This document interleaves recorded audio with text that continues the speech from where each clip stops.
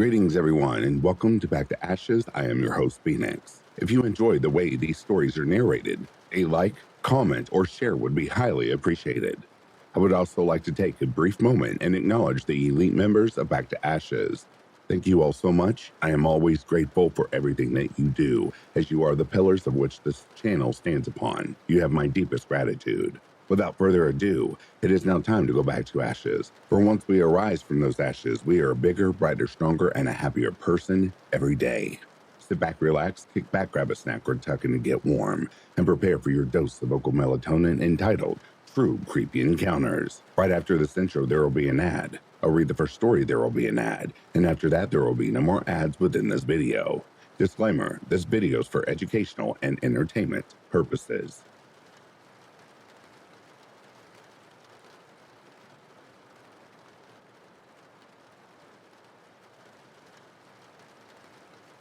There's an old man showing up to our inside apartment door, asking about citizenship status and proclaiming he's moving into our apartment building. What the fuck? So, for context, we live in a 3-family home. My husband and I live on the second floor apartment, and you would not know where the door is unless you know where the door is. Our stairs are inside a covered porched area, and they are kind of hidden. So, an older man with white hair showed up at our door yesterday and knocked on the door. My husband answered. He started telling us he was moving into the vacant apartment in the back of the house and that our landlord said he could wait and move into it in May. Now, mind you, we know our landlord well, and no way she would let the apartment stay vacant until May. He said he put down a deposit and she was holding it for him. He started asking us all about our utility bills, landlord last name, and demeanor, to which my husband answered because he thought initially he was our new neighbor. He then noted my husband's accent and asked, "Are you a citizen in this country?" My husband responded, "Yes," and then he started sharing how it's a good thing illegals are getting deported and asking my husband's political affiliations. The conversation turned kind of weird after that. We are independents but vote democratically and believe in respecting all people. The man left and proclaimed, "I hope you voted for Trump," as he walked down the stairs. Long story short, we texted our landlord and asked if she knew this man and who was renting the back apartment, and she said, "I don't know him. A young mom is renting that apartment." Safe to say, we are super creeped out, and fast forward, he showed up again today. We bought a door camera and now have him on video. We just don't understand who this man is or what his intentions are. Is he a confused old man or someone with bad intentions toward interracial couples?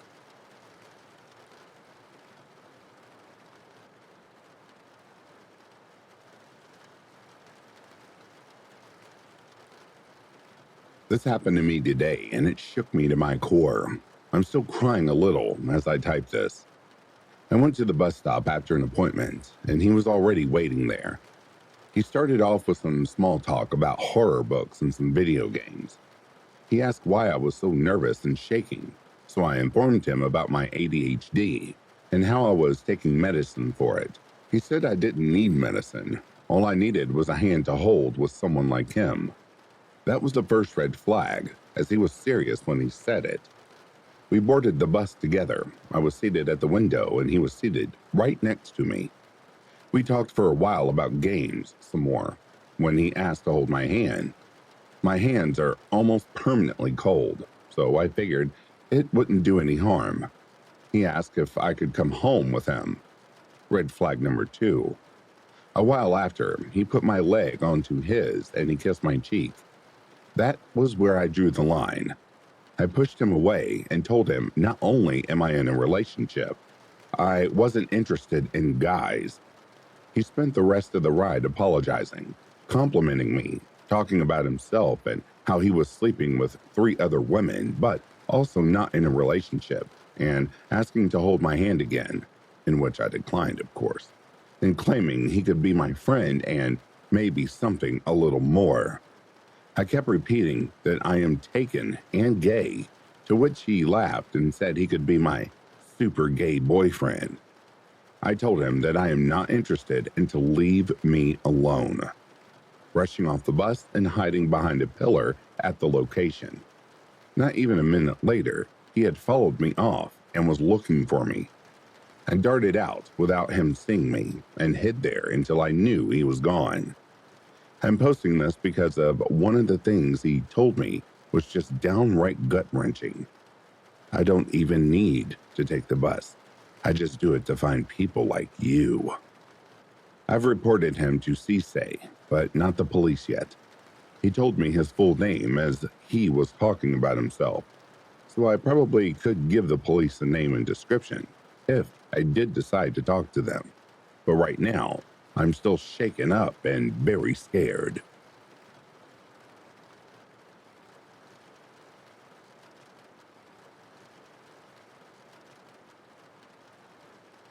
I just read a story that made me think about this weird dude I met last year. So I decided I wanted to share a little story because I totally forgot this happened to me a bit ago. I'm 20 now, and this happened in like October or November, so not even a year ago. I was homeless and couch hopping with friends or sleeping in my friends' cars, drinking a lot, etc. One of my friends had met this dude in the same neighborhood who they did deals with. This neighborhood is known for old crackheads, basically. So he was a bit younger, but looked like he definitely dabbled in some hard drugs. Sunken in face and eyes with scabs on his face. He was just generous and welcoming, though. He was obsessed with his cat. So I thought he was an innocent guy. Her boyfriend and I, one or two more people, and I'd go and chill to drink at his house. Cool dude, a little weird, but he was all right. I can get along with the weird people. Then a few hours roll by and everyone's ready to go home, and my friend asked me where I needed to go for the night. I, of course, didn't have a plan. I never did. He then offered to let me stay there after hearing my situation. I said yes, very hesitantly, because for some reason my skin kind of crawled when he offered. I don't know if it was intuition or what. My friend then insisted and said I should stay there if I have nowhere else to go. I then agreed and everyone left. He yapped my ear off about spiritual things that didn't make sense. He then said he was going to bed and offered for me to sleep in his room. I walked into his room to check it out, and he had a day bed that pulls out another bed at the bottom. So I was like, okay, I don't have to sleep with him, so this could work. Also, I forgot to mention, this is a trailer home that was not well kept up with. Dishes were nasty, piling up, attracting all sorts of bugs. Counters were covered in resin, tobacco, soda, and just looked like it's never been clean. Living room was clean, but that was it.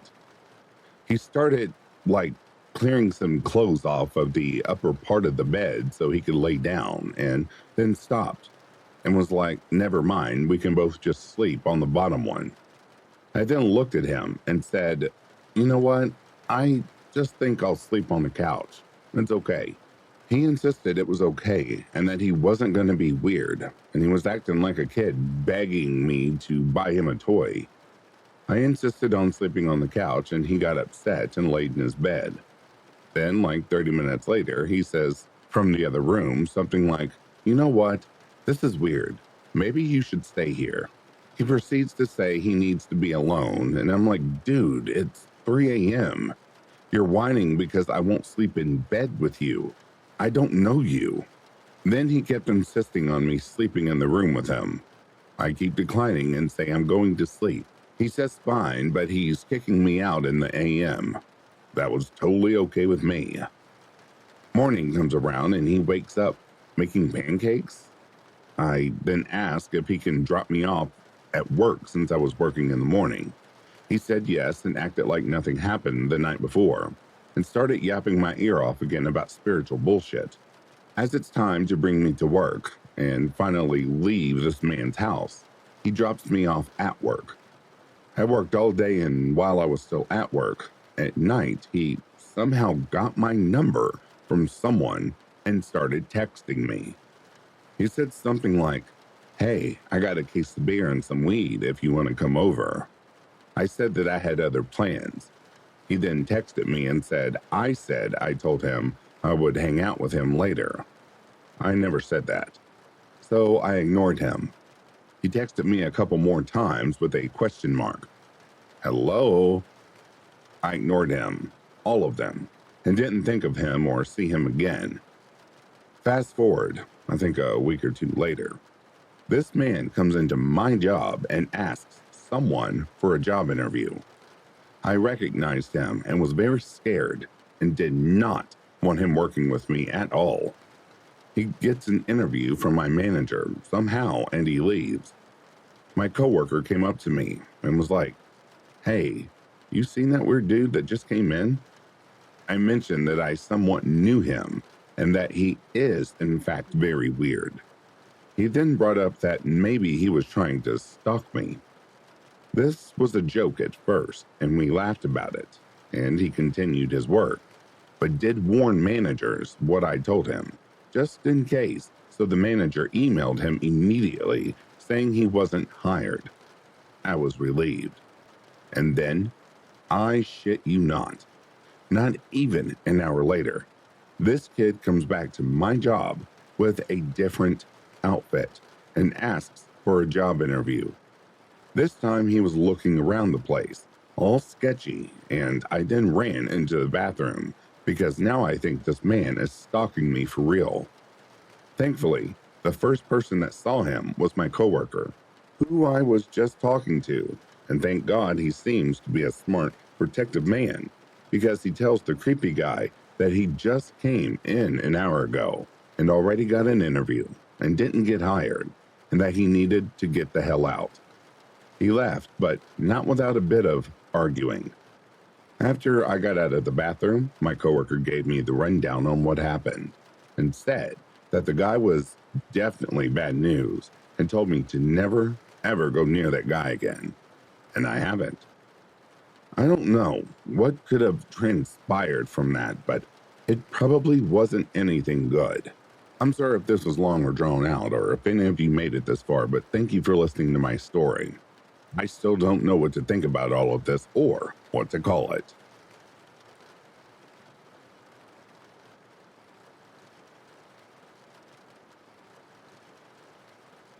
Trigger warning, this next story makes mention of sexual, psychological, and verbal abuse, suicide, and threats of violence. Listener discretion is advised. About 2 years ago, I met T. We had mutual friends, so when he randomly started following me and sending me reels through Instagram, I wasn't alarmed. From that, I started messaging him as well, talking to him constantly and creating a close friendship. There was a point in my life where I was lonely and vulnerable, so I quickly became attached to him. In a short period of time, he became one of my closest people to me. We had so much in common, so our conversations were lengthy and fluid. From our music taste to shared experiences and feelings, our bond grew exponentially. I rapidly started to love him deeply. He became my best friend. We started talking every day, most hours of the day actually, so I started feeling comfortable with being vulnerable around him. That led to constant deep talks about our problems. We both had severe persistent depression and anxiety, with very similar backgrounds of trauma and long-standing mental turmoil.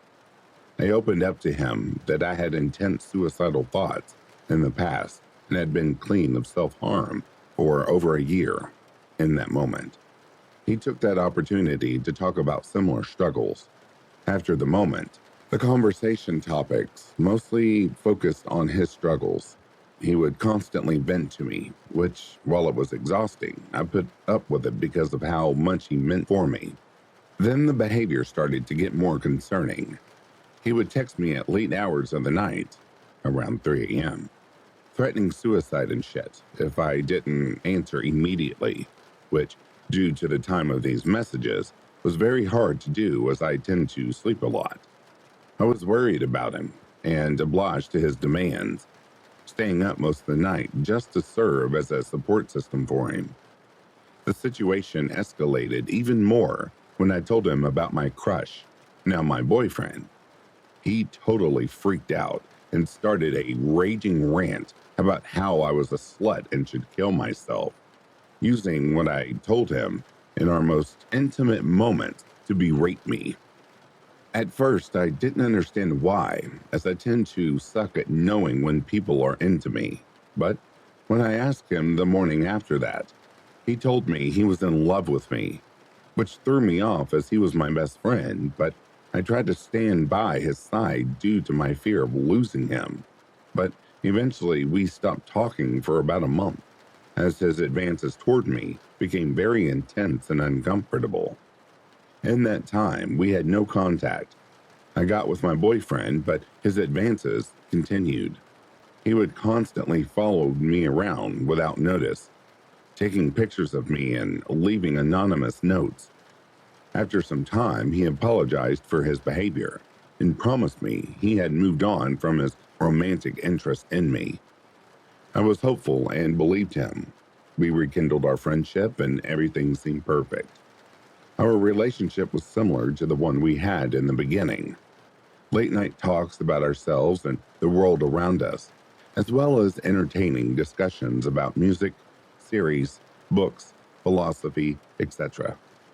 I felt comfortable enough to lower my guard once more, letting him vent to me and supporting him. And while he regained my trust, he started sharing certain dark secrets. At first, I bared with him. It was clear since the beginning that we were both fucked. But then they became more disturbing. It went from confessions of violent thoughts, his enjoyment of gore, but then escalated to him telling me he had an obsession with death, not in the sense he was suicidal, which was something we had discussed before, but in the way where he was enthralled by necrophilia and had raging obsession with blood. He even sent me extremely graphic paragraphs detailing his fantasies, even getting to the point of spending about half an hour explaining about what he wanted to do to me. He began explaining that every time he met a new person, he imagined killing them in various ways. I was highly concerned until he told me about that first time he met me. It was different.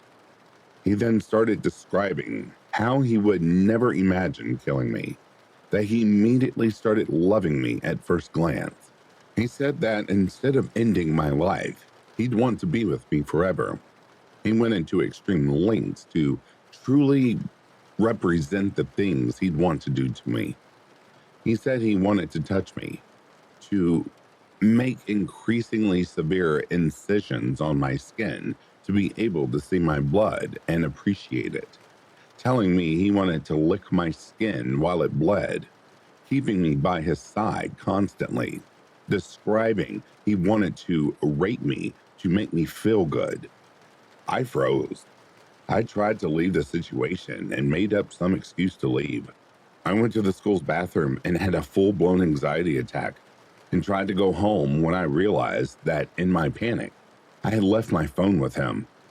I reluctantly went back to him. He remained calm and just looked me in the eyes and said he missed me before revealing his arm filled with deep cuts he had given himself, usually with his nails.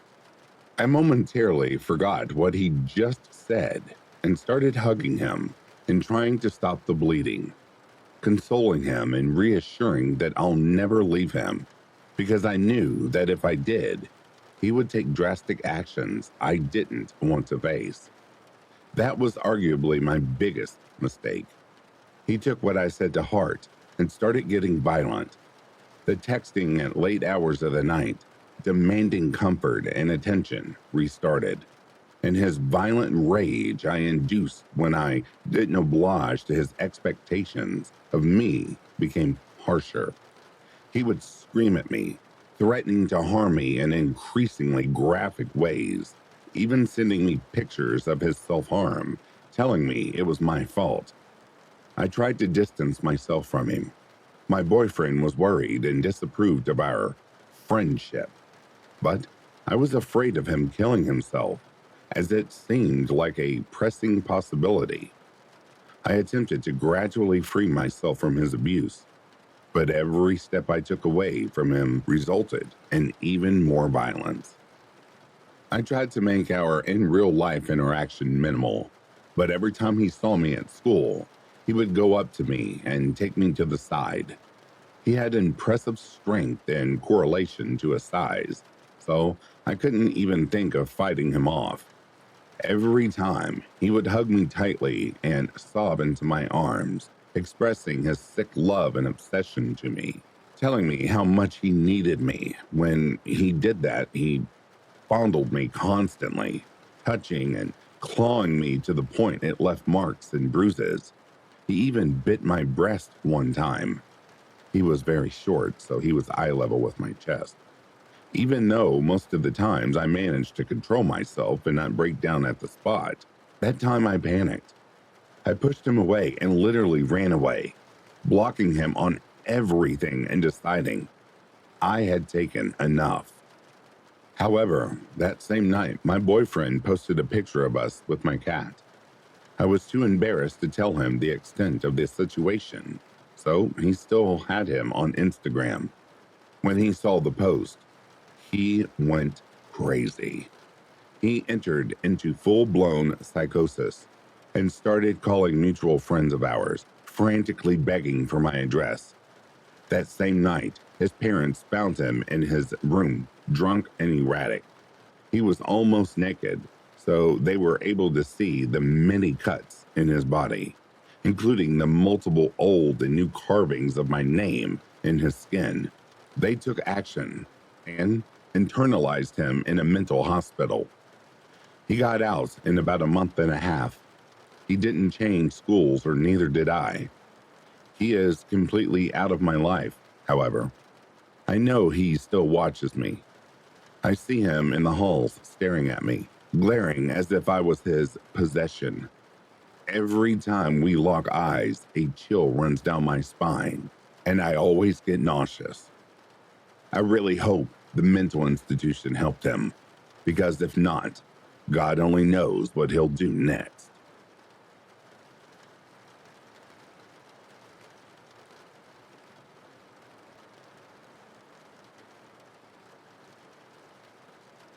Two days before Christmas, at around 4:30 a.m., I was awakened by someone banging on my front door. I have a doorbell and a knocker, but this was a fist, and it was really loud.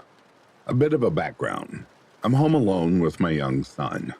My eldest son was back home for Christmas from uni, but he had been hanging out with his friends at their house and hadn't come home yet.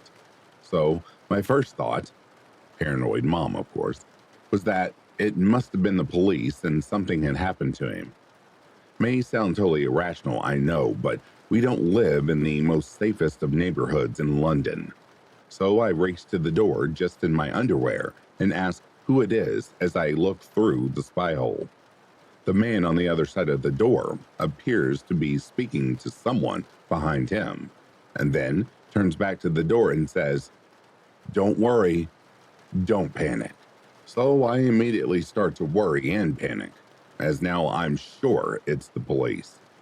Yes, he's dressed in regular clothes, but so do plainclothes police officers.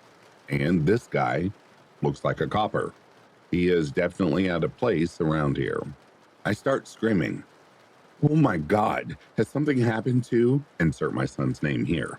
To which he replies, "Don't worry, just open the door." So I tell them to hang on, as I need to find my dressing gown. As I stepped away from the door, taking a few breaths to calm myself, I hear him say something. I have no recollection of what it was.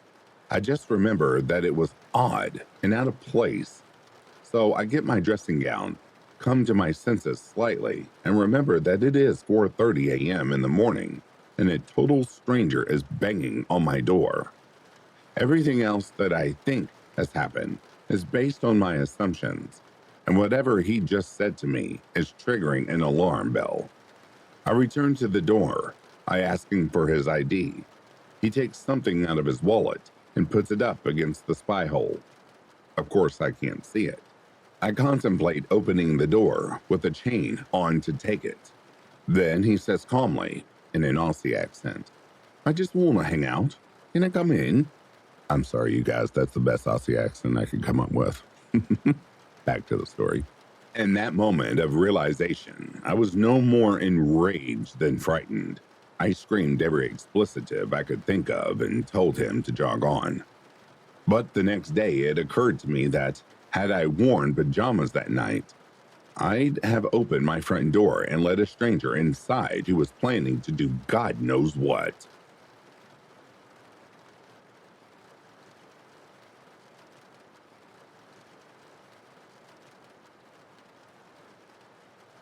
My encounters with this individual, who I will call Ben, began in November 2024 in school.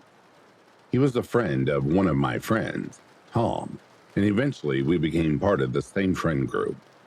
I have always found Ben a bit creepy, which seemed to be the school population's general view towards him.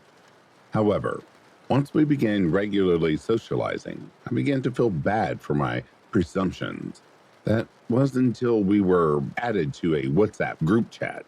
That was when things started to turn. First, it was the mindless, constant images of gore he would send involving torture victims and murdered children. I don't know if these images were real, but they made me very uncomfortable to the point I asked him to stop, to which I was told to take a joke and stop being a sissy. This was followed by messages where he stated he had killed a cat, along with sick fantasies involving people I knew. I wasn't sure if Ben was just your average edge lord, which was my other friend's attitude, but something just did not seem right. Then one Saturday, I was alone Christmas shopping in my town when I noticed Ben standing down the road from me, just staring directly at me. I waved at him awkwardly, to which he just stared before walking casually down a side street for the rest of the trip. Every time I turned, Ben was standing, just staring at me at a distance. I eventually just gave up shopping and went home, pissed. I texted him about it, to which he just stated he didn't know what I was talking about. Then, in school, on lunch, Ben and another friend Jack convinced me to come with him to the forest behind our school with another friend Zach. It was stupid, I know, but I was bored and was accompanied anyway. We started getting deeper in, and Ben was becoming weird. He was laughing and kept repeating, "Closer, closer." Eventually, both me and Zach agreed it was creepy and off-putting, and we returned.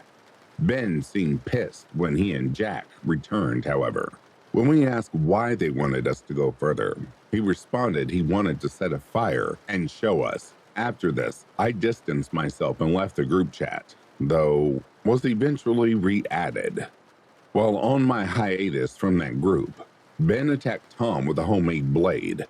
I believe it was a razor from a sharpener. School resulting with a wound near his wrist. This resulted in Ben being expelled from school. However, no legal action was taken. It's been a month and I was re-added to the group chat to find that Ben had been sending graphic self-harm photos and talking about his hatred for his family, blaming them for his misfortune. I'm worried he genuinely gives killer vibes, but perhaps I'm just being paranoid. I often wonder about that time in the forest and in the town plaza.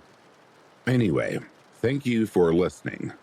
Should I be concerned or am I just overreacting? I sometimes worry that Ben knows where I live and isn't far away.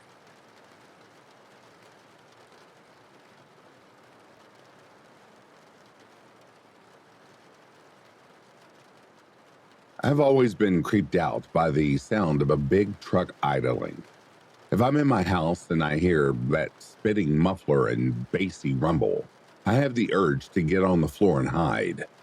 I never understood why until I connected it to an experience in a small logging town when I was about 10. I was with my dad and siblings visiting grandma. I grew up in a town of only around 3,000, so when I say Grandma lived in a tiny town, I mean postage stamp size. Being a timber town, there were towering evergreens surrounding in all sides, almost seeming to swallow the houses and scant businesses right up. I always got a bad, creepy vibe from the place. There was just stillness that seemed ominous, like people were hanging out in the shadows, just watching the fresh meat in town. Dramatic, I know, but you have to understand that I was a kid of the 90s, raised on a steady diet of unsolved mysteries, Rescue 911, and horror movies. In other words, I was paranoid as fuck. In my mind, the chances were good a kidnapping could happen anytime, anywhere. Once a while in my own hometown, I was walking with my family and noticed a man in a black trench coat was walking parallel to us on the opposite side of the street. And just that mundane occurrence made me break down crying. Looking back, I was exposed to way too much as a kid, but I also love true crime now, so I guess it worked out. Pardon the digression.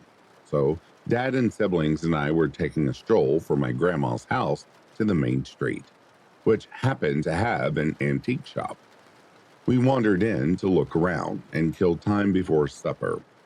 Immediately, a large man with overalls and a long red beard stood up from behind the counter and put his hands on the counter.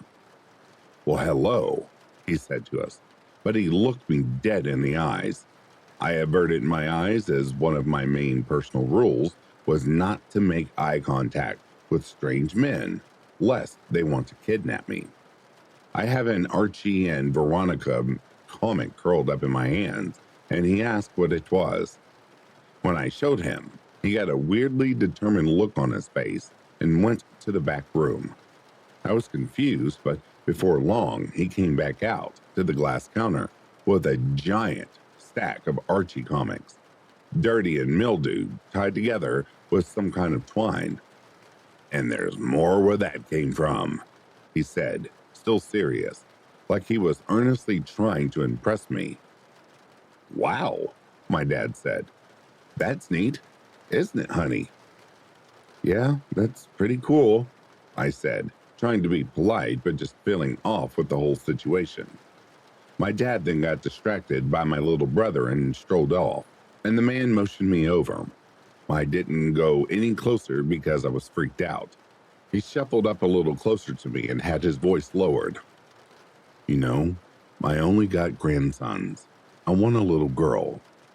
He had a sly smile on his face now.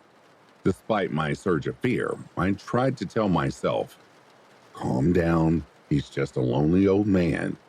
But my heart was pounding and my stomach was flopping. "Do you like horses?" he continued, leaning in closer. "I got horses you can ride. I've got a ton of comics. Would you want to be my girl and have all that fun?" I froze. He may have been a lonely grandpa, but I was 10, and this felt very creepy. I could also smell his rancid breath, and his skin had a greenish hue that just added to my horror. Incidentally, my dad was rounding us kids up right about that time. He thanked the man at the counter. "You all visiting? Haven't seen you around here," the man said, which usually happened in interactions with townfolk, but scared me in the circumstance. "Yes, my mother lives right on blank and blank streets," my clueless father replied, giving him the cross streets. "Oh, that's just about a minute as the crow flies," the burly man said cheerily. "Yep, she's the one with the giant chestnut tree in the yard," Dad boasted. I blanched. Now he could pinpoint the exact house my grandma lived at. This man wanted a girl. I could tell. Badly. What's to stop him from coming to get me? I tried to explain to my dad, but he never doubted the goodness of anyone, much to his detriment sometimes. I remember sleeping alone in a room that night that faced the street. I was sobbing and picturing the window being slit open by the crazy red-headed maniac. All of a sudden, at around midnight, out of the silence comes a rumbling engine that just stops and proceeds to idle in front of my grandma's house for several minutes. I peeped around through the Venetian blinds above the bed and then ducked back onto the bed as soon as I saw the headlights and a strange truck in the street. I did not see if it was, in fact, the man from the antique shop, and since I'm alive, I'm fine with that. I didn't sleep much that night, between my fear of imminent harm and the spooky porcelain dolls in my grandma's room that stared vacantly at me. And that's how I came to fear the sound of an idling engine.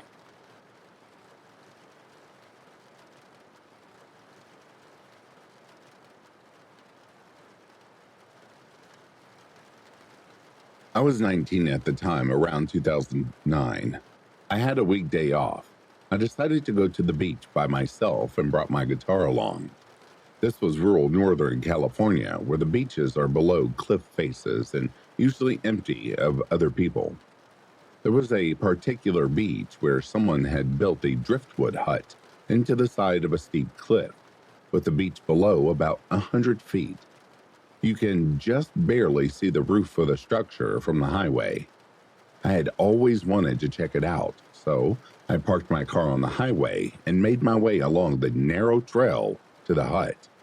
It was a beautiful day, so I set up near one of the hut's windows and was playing my guitar and watching the waves.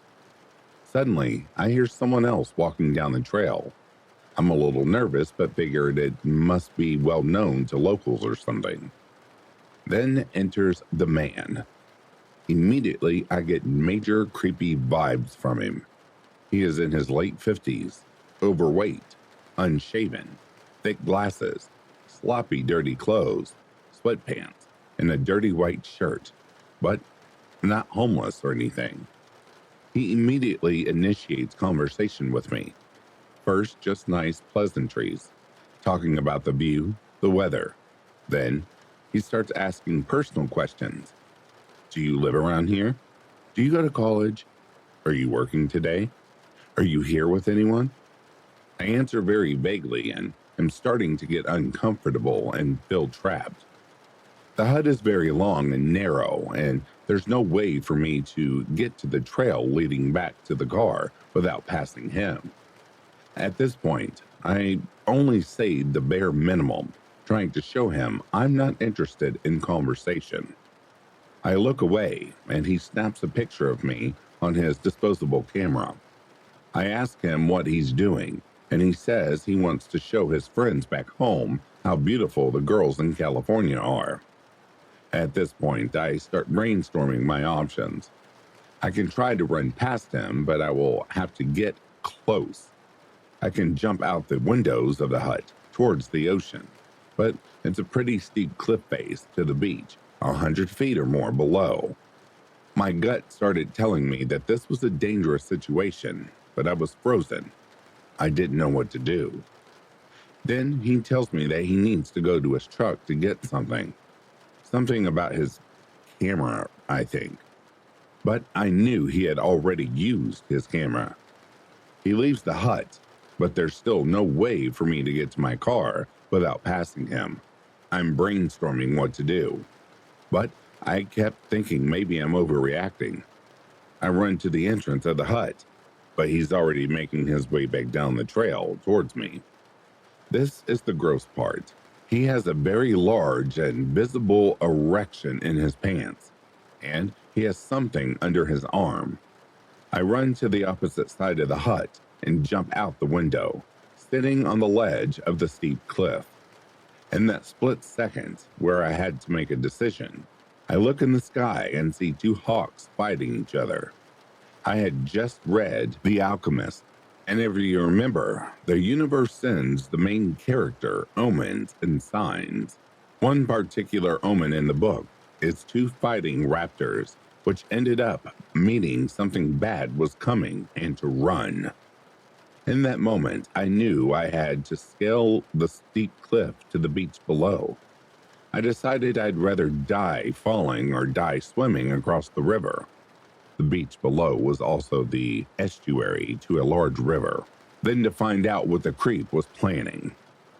So I started scaling the steep cliff.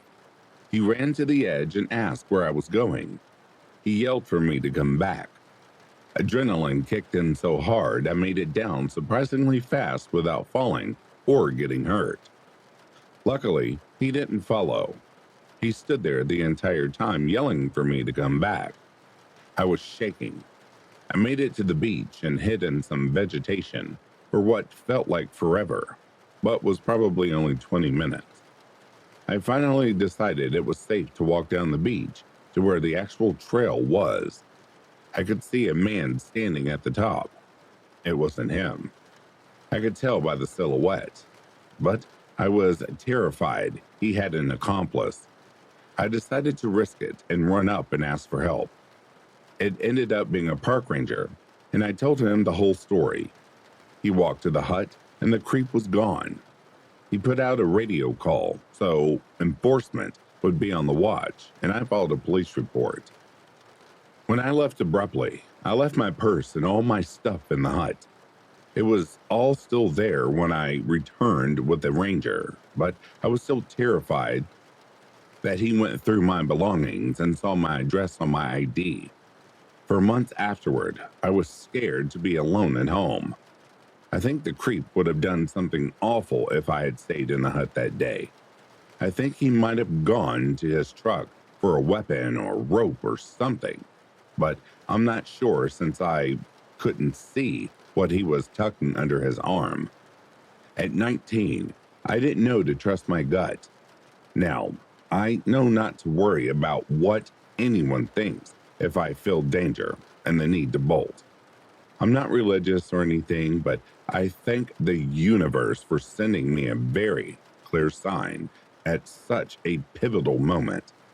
Nothing ever came of the report, but sometimes I search for that town name and crimes in case I ever recognize his mugshot.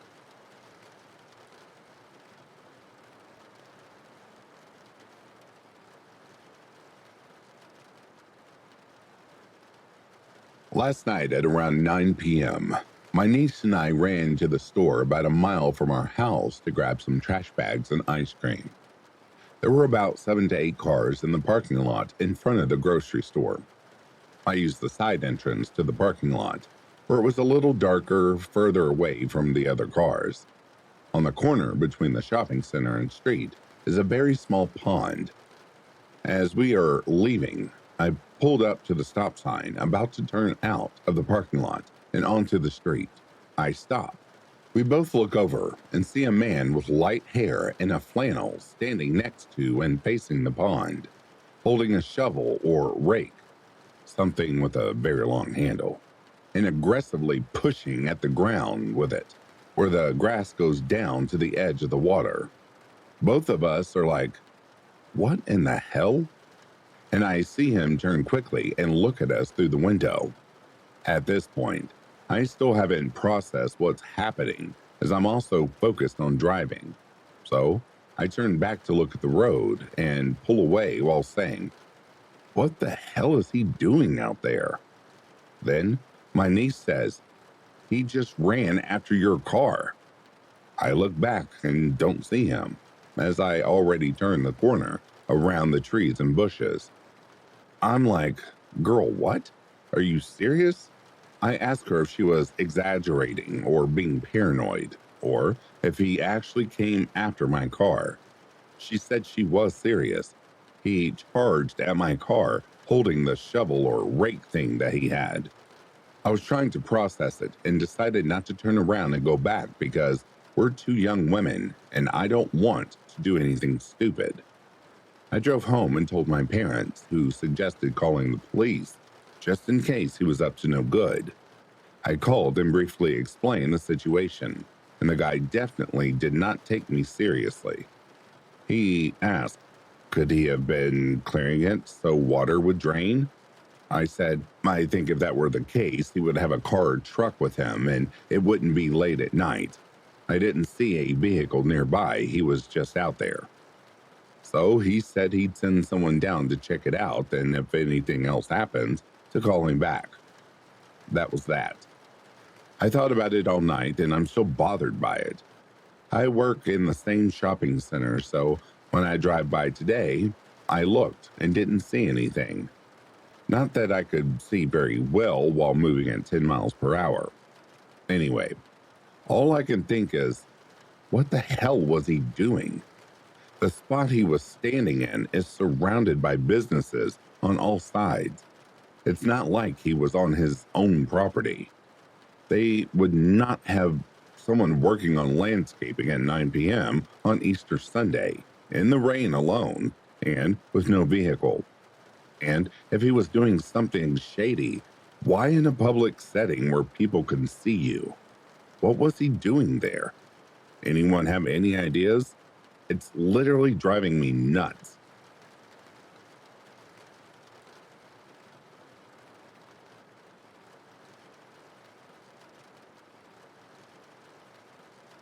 This story was when I was younger and braver and kind of did stupid stuff without thinking. It was a wild ride, and it's all true. I used to work at a pizza shop down the street from 2 p.m. until close. I usually didn't get off until around 11 or so at night. I had a car but was close enough to walk, so I did that most days to save gas. This particular night, I was doing my usual thing, jamming to one of my favorite playlists, tired but happy to have a good job and just generally happy with the way my life was going. Up ahead, about a block from my place, I see an attractive guy in dark clothing and walking, but not with a purpose really. He was taller than me, maybe 5'10" or 6 foot, or so, and had shaggy brown hair. The closer I got to him, the more I could tell he was really good looking. Like, even in the dark of night, I was starting to get excited. His features kinda escape me now, but I do remember his hair and his thick eyebrows. I took an earbud out, and because I'm from a dangerous city and never really cared about stranger danger, I decided to talk to him, maybe even flirt a little bit. How was your late night going? It's good, just looking to get drunk. Oh, that I can help with. I got a mini bar at my place. I live just down the street. That was, not verbatim, how the conversation went. During the walk back to my place, I got no red flags from this guy. He seemed totally normal, and I was honestly thinking, wow, just through sheer luck, I met this super hunky guy and he seems cool and fun. I was beside myself, really. So, we got to my apartment on the second floor. I jump into host mode and offer him to have a seat and make himself comfortable. The apartment is about 640 square feet, so it's very small, except for the bathroom. You can see the rest of the apartment from any area. I head into the kitchen, and while I'm pouring drinks, I glance back over at him. It was then that I noticed the first red flag. As I was asking him questions, he is more delayed with his answers, especially more so than he just was on our walk there. It was just odd to me. I go back over to the couch, pass him his drink, and sit down next to him. So, what do you do for work? I asked. Oh, I'm not here for sex. He put his drink down on the table. Uh, what do you mean? I'm not after sex either. He stands up. What you got? He asks me. His nice guy vernacular and friendly face are now gone. I'm having a hard time processing what he means by this. I said, what you got? The second I stand up, he pushes me back. I fly across the room, hitting the floor, but not hard enough to pass out or anything. I get right back up, but he's already grabbed my laptop and my work bag. As I start towards him, he cuts around me and makes his way towards the front door. I'm right behind him when he makes it outside. I manage to grab a hold of him and we tussle again in front of the door. Now I shout out, calling on help from the neighbors. It's late at night, so no one comes. I'm shouting, "Please help, I'm being robbed." The thing is, he has my laptop. It's not just any laptop. I hate to admit it, but my entire life was on that laptop at the time. Important photos that I did not have backed up, thousands of dollars of music programs, video game programming stuff for a development team I helped, really expensive software, etc. It was, in my mind, irreplaceable. I give chase down the stairs, across the dog walk park, and as I start to gain on him, we tussle again, and the only thing I can focus on is my laptop. I knew what I had to do, at any cost, to get my laptop back. That was absolutely all I cared about. Somehow, I get a grip on my laptop. I tug at it again, and I guess he decides I'm not worth all of the struggle. He gets up and starts to take off again. I now notice he still has my work bag. It has my cell phone and wallet, with my license, debit card, AAA card, etc.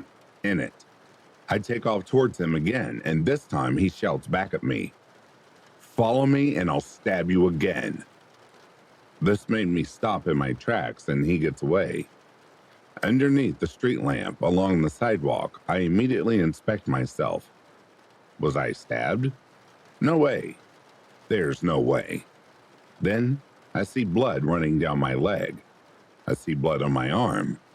2 places where he cut me good. I'm scared, but the blood makes it look worse than it actually is. I decide that's enough. I got my laptop, and that's all I really wanted anyway. I hobble back home and get inside and lock my door. I called the cops using my neighbor friend's phone the next day and filed a police report explaining the situation, showing the stab wounds and declining medical services. I can't afford that, and I was fine, all things considered. So, all that guy got was a crappy cell phone and a wallet with like $30 or $40 in it. The cop called my friend back several days later and said that they were not able to find the guy and that he would keep me posted. This was years ago, so I don't know where the robber is now, but I have every electronic thing of importance backed up on multiple drives to this day.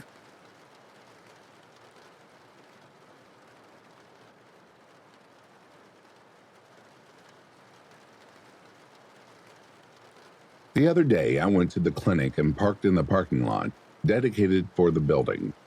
It was the afternoon, but still bright outside. There's always sketchy people and homeless around the city, but I don't generally encounter dangerous things in this area. I walked to my car and sat in it for a bit, calling my boyfriend with an update. My car was parked right beside a sidewalk, so when I saw someone come up to the driver's side area, I didn't think anything too sketchy of it. But when I turned my head, I noticed a lady peering into my car as she slowly walked by. She stopped a short distance from my car on the sidewalk and just stood there. There's no bus stop there. No reason I can think of to wait there for anything. Just on the sidewalk in front of my car. She was carrying a large backpack, another bag, and looked like she was listening to music. I noticed this lady glance at me a few times while I was on the phone.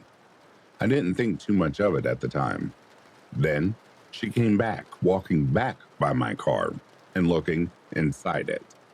This time she went behind my car and stood there with her back towards the car. She was pretty much standing in the middle of the parking lot. I peered in my rearview mirror and she was swaying back and forth and had big headphones on. I noted to my boyfriend of the suspicious behavior.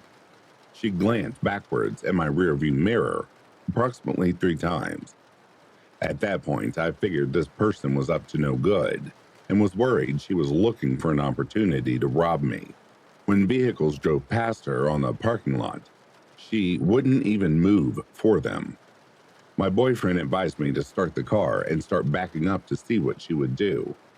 The second I started my car, she turned around to look at me and then went back to the sidewalk and took off down the street.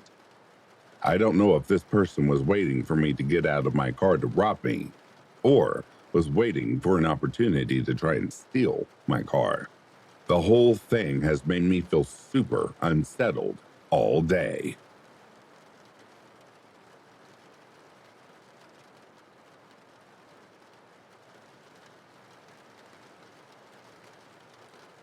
And that, dear listeners, brings a close to these true creepy encounters. I would like to take a moment and acknowledge the rest of the members of Back to Ashes along with the new listeners. Thank you all so much for your support, and thank you for enjoying the content I bring to this channel. For without you, I would not have a voice and there would not be a Back to Ashes. Thank you, thank you, thank you. If you are asleep, I hope Slumberland is treating you wonderfully. If you're awake, I hope you've enjoyed these selections. Until next time, please take care of yourselves. I'll be reading to you soon. Have yourselves a good morning, a good afternoon, or a good evening. Peace, love, and light to you all.